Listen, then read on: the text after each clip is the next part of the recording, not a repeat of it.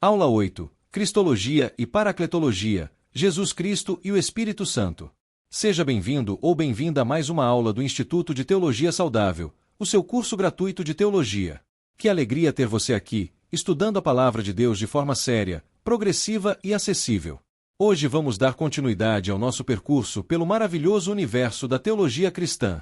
Prepare o seu coração, abra sua mente e vamos juntos aprender mais sobre Deus e a sua revelação à humanidade. Sino antes de começarmos, sua participação faz a diferença. Se este curso gratuito de teologia está sendo uma bênção para você, por favor, inscreva-se no canal e clique em notificações, o sininho, para não perder nenhuma aula. Compartilhe este curso com amigos, familiares, líderes e membros da sua igreja. É totalmente gratuito e pode transformar vidas. Taxinha, leia a descrição do vídeo, lá você encontrará indicações de canais e conteúdos cristãos, teológicos e de liderança cuidadosamente selecionados. 1. Apresentação da aula. Bem-vindo a mais uma aula do nosso curso gratuito. Hoje vamos abordar dois dos temas mais centrais de toda a teologia cristã: a cristologia, o estudo da pessoa e obra de Jesus Cristo, e a paracletologia, o estudo do Espírito Santo. Conhecer quem é Jesus e quem é o Espírito Santo não é apenas uma questão acadêmica, é a base de toda a experiência cristã autêntica. Afinal, o Evangelho é, em seu núcleo, a revelação de Cristo pelo Espírito. Vamos juntos explorar estas verdades fundamentais. 2. A natureza humana de Cristo. Lemos em João 1h14 que o Verbo se fez carne. Essa afirmação é o coração da cristologia. Mas o que significa, precisamente? Não devemos entender que o Verbo foi transformado em carne ou misturado com carne, e sim que ele escolheu para si mesmo um corpo formado no ventre de uma virgem, e que aquele que era o Filho de Deus se tornou filho do homem, não pela confusão das duas naturezas, mas sim pela unidade de uma única pessoa. Jesus Cristo possuía uma natureza humana completamente genuína. Ele foi feito de mulher, GL 4h04, MT 1h08, feito da semente de Davi, cumprindo as promessas feitas a Abraão, GN 12:1-3, a Isaac, Gênesis 26:2-5, a Jacó, GN 28:13-15, a Judá, GN 49:10, e a Davi, 2 SM 7:12-16. Ele cresceu naturalmente, em vigor físico, LC 2h52, e em faculdades mentais, LC 2h40. Tinha aparência pessoal que o tornava reconhecível como um ser humano normal, Jô 4h09. A natureza humana de Cristo era completa. Tinha corpo, MT 26:12, alma, MT 26:2.38, e espírito, LC 23h46. E estava sujeita a limitações humanas reais: fadiga, Jô 4h06, sono, MT 8h24, fome, MT 21h18, sede, Jô 19h28, sofrimento e dor, LC 22h44, e sujeição à morte, Co 15h03. Intelectualmente, crescia em conhecimento, LC 2h52, adquiria conhecimento pela observação, Mac 11h13, e tinha conhecimento limitado sobre certas coisas, como a hora da sua vinda, Mac 13h32. Espiritualmente, dependia das orações e do Espírito Santo, ET 10h38, MT 12h28. 3. A kenosis, o auto-esvaziamento de Cristo. Um conceito fundamental da cristologia é a kenosis, o auto-esvaziamento de Jesus Cristo. Em Filipenses 2h07, Paulo nos diz que Cristo a si mesmo se esvaziou. O que isso significa?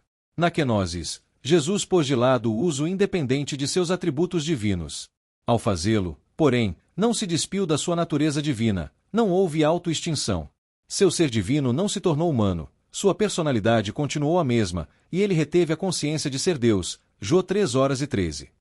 O propósito da kenosis foi a redenção. Para que Jesus pudesse representar perfeitamente a humanidade, morrer em nosso lugar e ser o substituto qualificado, ele precisava depender do Espírito Santo no exercício de seu ministério, tal como qualquer ser humano dependeria. 4. A natureza divina de Cristo. Jesus Cristo, porém, não é apenas humano, ele é também plenamente divino. A Bíblia apresenta sua divindade por meio de nomes divinos que lhe são atribuídos, do culto divino que recebe, de ofícios divinos que exerce e de atributos divinos que possui.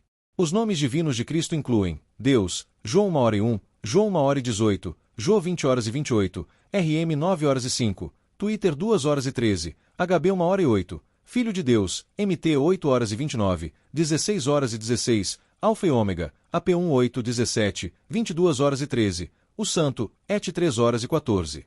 Pai da eternidade maravilhoso, Is 9 horas e 6, Deus forte, Is 9 horas e 6, Is 10 horas e 21, Senhor da glória, Unco 2 horas e 8, e Senhor, em grego Curios, o mesmo título divino usado para traduzir Yahvé na Septuaginta.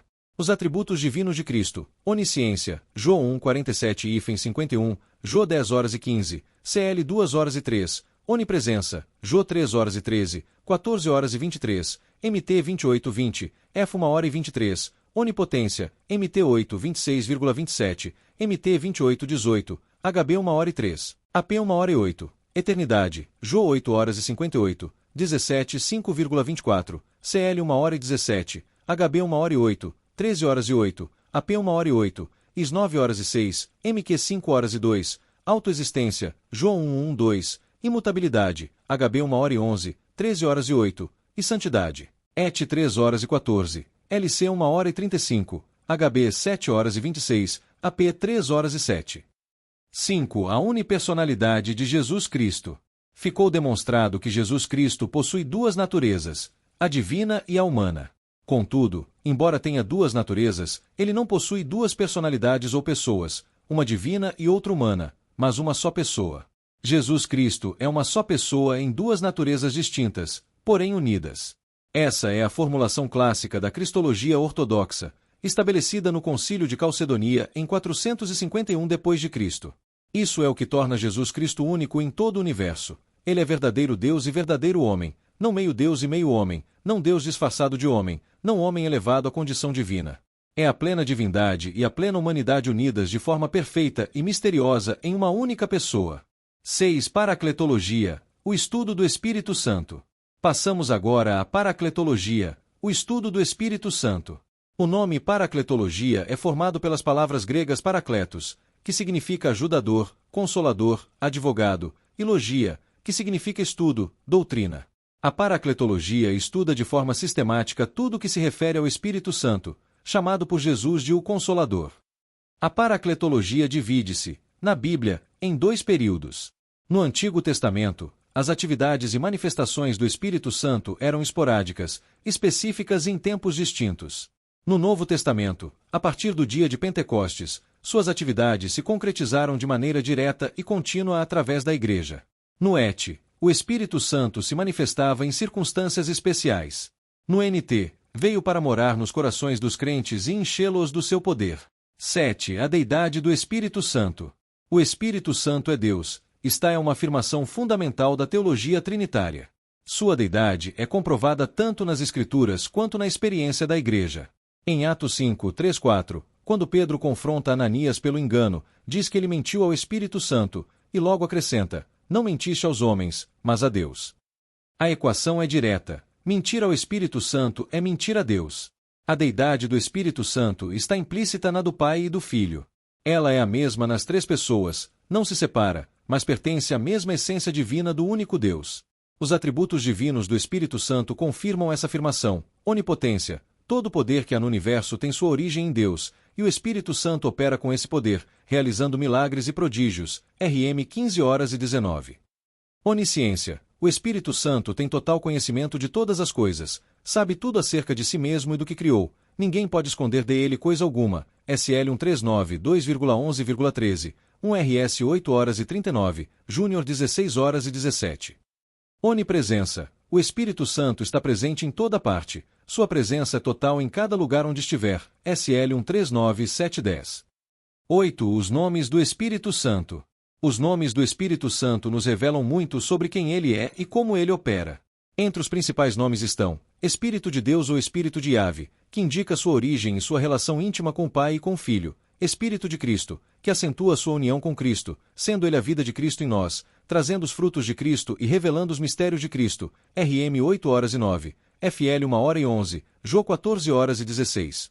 Espírito da vida, que nos dá nova vida em Cristo. RM 8 horas e 2. Espírito da adoção de filhos, que nos coloca na família de Deus, capacitando-nos a clamar Abba, Pai. RM 8 horas e 15. Espírito da graça, que oferece livremente a todos a dádiva da graça divina. HB 10 horas e 29. e Espírito da Glória, que desperta em nós adoração, honra e dedicação a Deus. 1 PE 4:14.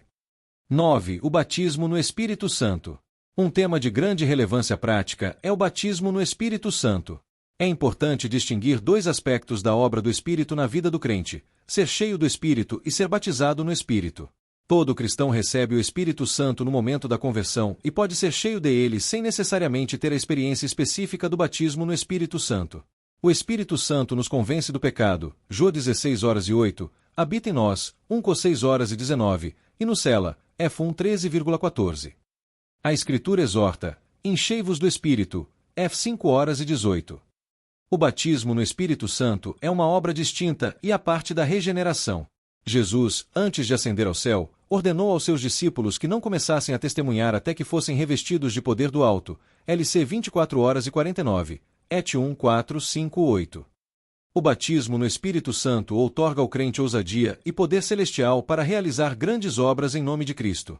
No livro de Atos, o sinal inicial do batismo no Espírito Santo foi o falar em outras línguas. No Pentecostes, Et 2:04, na casa de Cornélio, Et 10:44-46, e em Éfeso, Et 19:06.